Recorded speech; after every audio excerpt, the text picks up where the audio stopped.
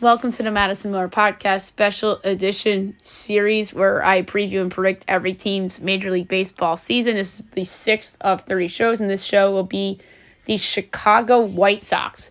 We'll go over the top 30 prospects. We will do superlatives.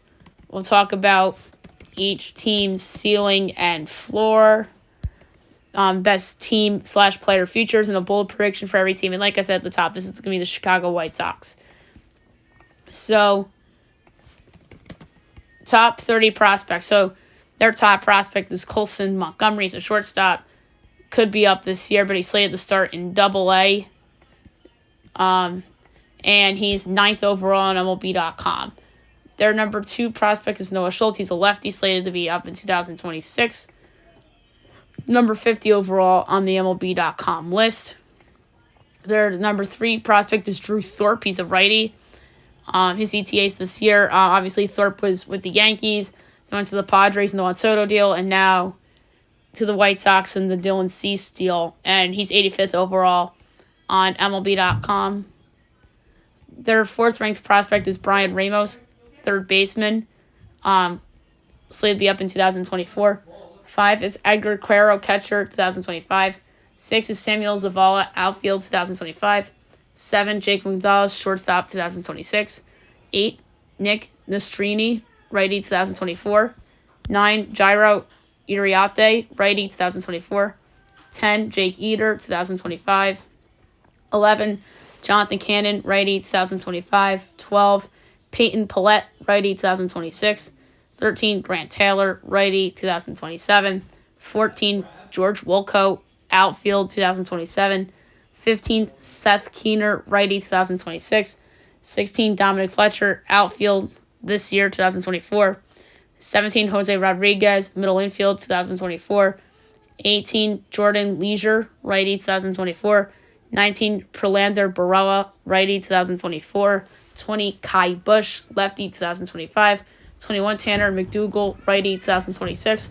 22, Mason Adams, righty, 2025. 23, Sean Burke, righty, 2025. 24, Ryan Burrows, shortstop, 2027. 25, Javier Mogollon, middle infield, 2028. 26, Eduardo Herrera, third base, 2029. 27, Brooks Baldwin, left infielder and outfielder, 2025. 28, Wilfred Veras, outfield, 2025. 29, Juan Carrella, righty, 2025. And 30, Shane Drohan, lefty, 2024. So, best rookie. I think Montgomery's going to be up and be awesome. And I think he'll give the White Sox fans some hope and excitement after a failed run of contention the last several years up to this point with a new front office in the swing. So I think that Montgomery will be their best rookie. Most improved. There's some guys on this team that I think could improve. There's a couple guys that jump out to me, and this guy, I feel like we've just been waiting for it for a long time, and maybe the move to the bullpen could help him.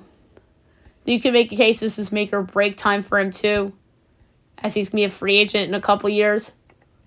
I'm gonna go with Michael Kopech.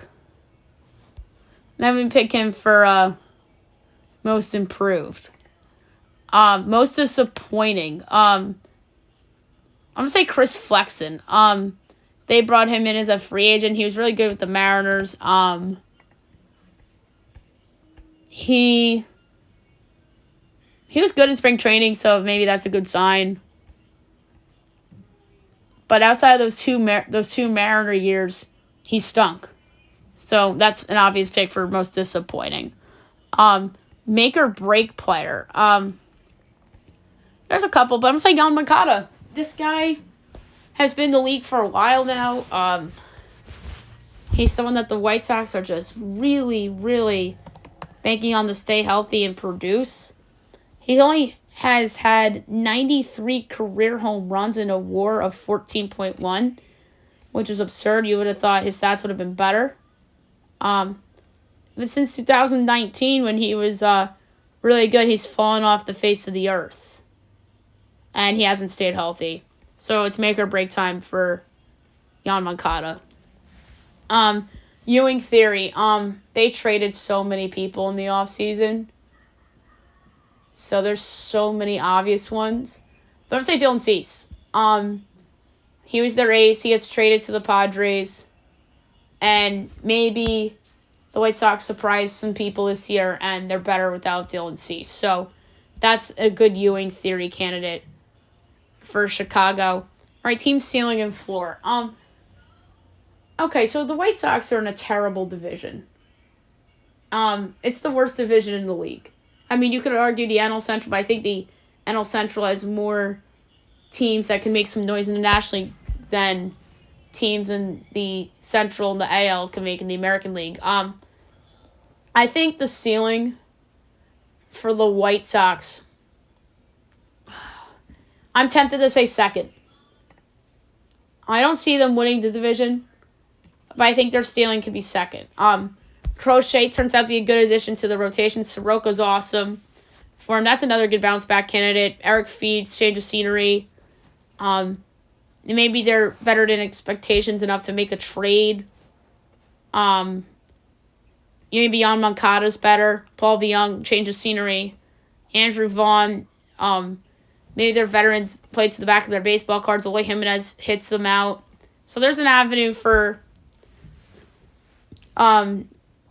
79 wins, 78 wins if because of the bad division and guys potentially making leaps and stuff. Their floor's last. The case for last is that Moncada's bad, DeYoung's bad, Benintendi gets hurt, Luis Robert hurt, Eloy Jimenez hurt, Kopech doesn't work out, Crochet doesn't work out in the rotation, Soroka doesn't bounce back, Feed's not as good, Flexen's not as good. So there's an avenue for them to finish in last. So that's obviously their floor. All right, so futures. So to win the World Series, oh my God, they are 250 to 1, which is absurd. Absolutely absurd. And then probably 125 to 1 to win the American League, to just divide it in half, 150. The ALCS is probably 70 or 75 to 1. 110 to 1, which is absurd. To win the AL Central, they're probably double digits. 65 to 1. Everybody thinks this team's going to be terrible. Look, the Royals and the Tigers have better odds or sure odds to win that division than the White Sox too. Holy crap. And I just gave them a case to finish in second in that division if things broke right. I want to say Luis Robert AL MVP. Where is that? 50 to 1.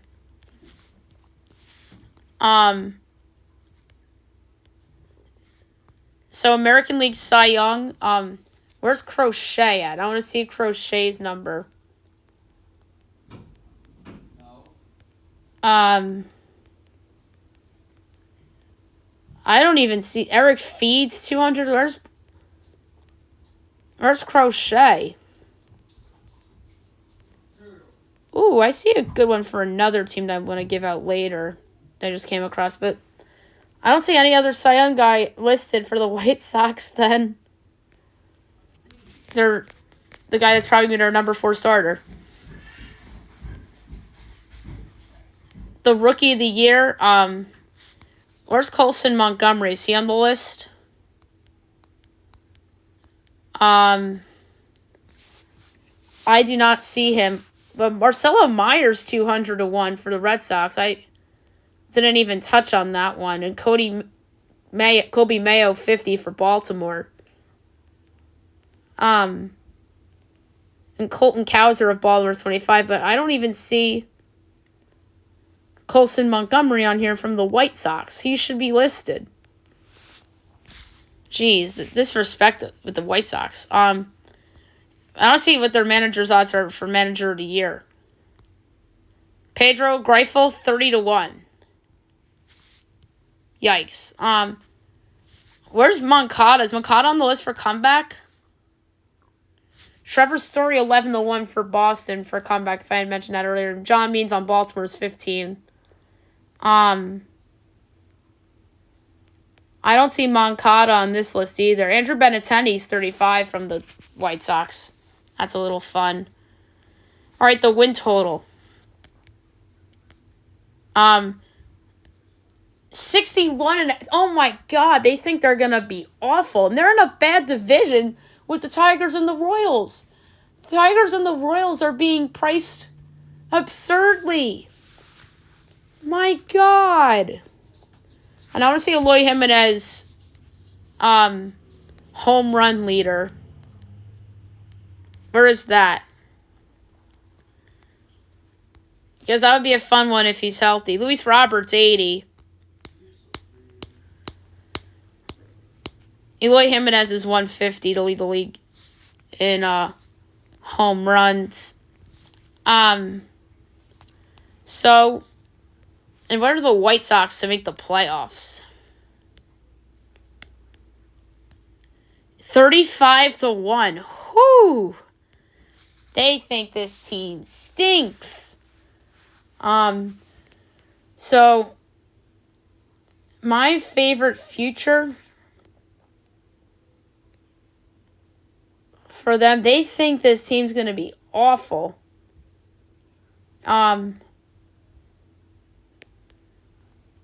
Oh, this is so hard to pick like a word prop or something for them, but I'm going to say the over 61.5 wins.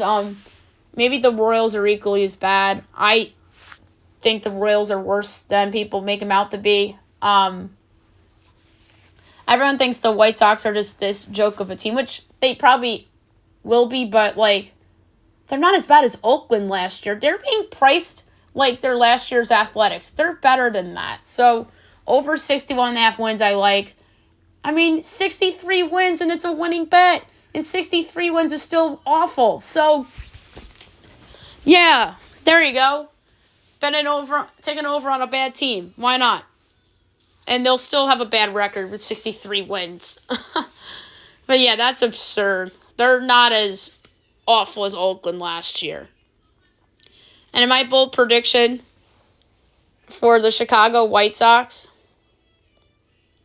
is that this team continues to blow things up. And I think Andrew Benintendi is traded to a contender. And the team that I think will acquire him, that is a really interesting question, because there's a lot of teams that have good left fielders. So the team I can see him being traded to, I'm going to say he gets traded to the Atlanta Braves. I think Jared Kalenic is no good. And I think we need to accept his reality. And I think that's the team that gets Benintendi. So I'm going to say the White Sox trade Andrew Benintendi to the Braves back in the deal. And those teams have worked together in the past. It won't cost them much. Maybe Owen Murphy, Douglas Glad, and so Glad, obviously, the outfielder. Owen Murphy's the pitcher, and then we'll throw in Seth Keller, too. 3-for-1 for Benintendi.